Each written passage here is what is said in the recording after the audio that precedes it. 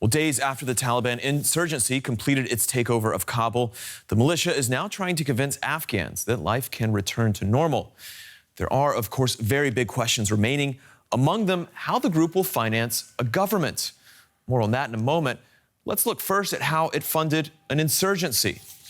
Between $300 million and $1.6 billion a year. That's a pretty big range, and that's how much the Taliban are estimated to have earned every year as an insurgency. Now, a large part of that, as most of you have probably heard, has come from the opium trade, opium used to make illegal drugs like heroin.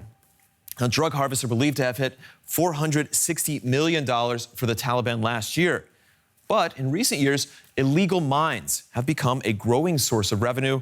One recent estimate by the UN put last year's take at a whopping $464 million. Now, Afghanistan is, in fact, sitting on a wealth of untapped minerals. The country has vast reserves of lithium, uranium, rare earths, chromite, gold, zinc, natural gas, and even oil.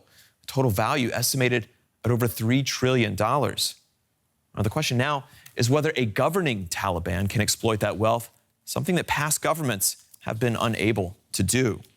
Now, for more on this, I'm joined now by Hans-Jakob Schindler. He's Senior Director of the Counter-Extremism Project, and he was formerly part of that Taliban monitoring team at the UN. Hans, thank you for joining us. First of all, we've touched on this just a moment ago. Funding a government is very different from funding an insurgency. What will be the biggest challenges facing the Taliban, assuming that they, in fact, want to govern this entire country?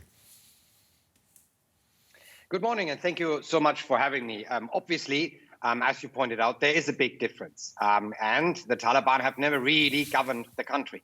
These resources that you referred to were on the ground in the 90s as well, and they never were able to extract them. So one has to remain very critical of their ability to actually grow the Afghan economy or even their interest in doing so. So obviously, apart from the drugs and the illegal mining and the extortion business, which was extremely well organized until now, they now are in charge of a country whose economy is either a drug economy, and don't forget the Taliban did not cooperate or co-opt the drug trade in order to fight the insurgency. They were born out of the drug trade.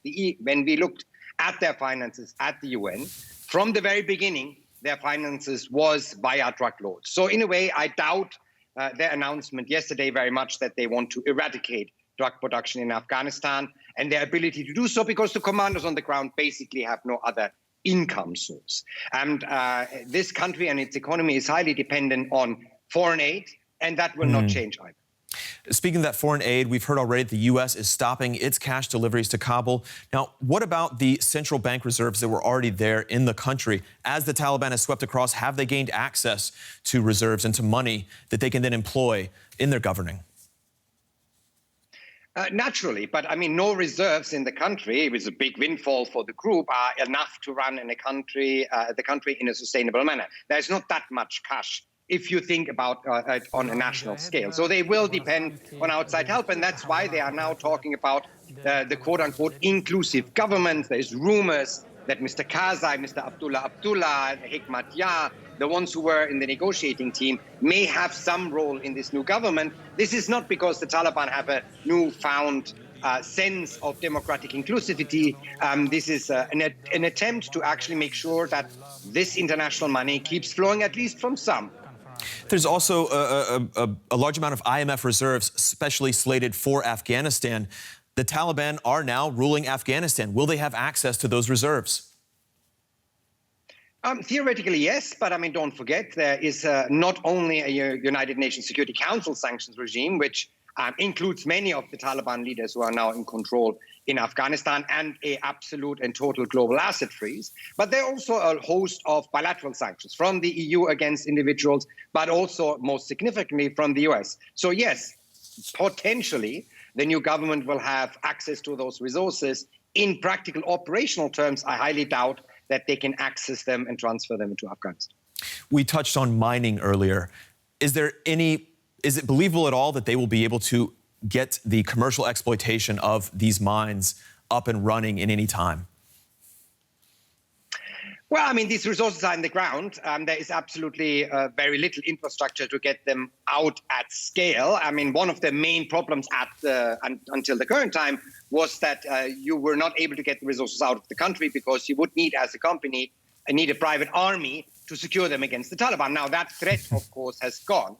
But the infrastructure, which was not built because of this commercial problem, is still not there. So they would need large-scale investment. And I know Chinese companies have secured large-scale mining concessions in Afghanistan, but there's still no infrastructure to do so. All right, and all of this, of course, assuming that the fighting is indeed over. Hans-Jakob Schindler with the Counter-Extremism Project, thank you very much.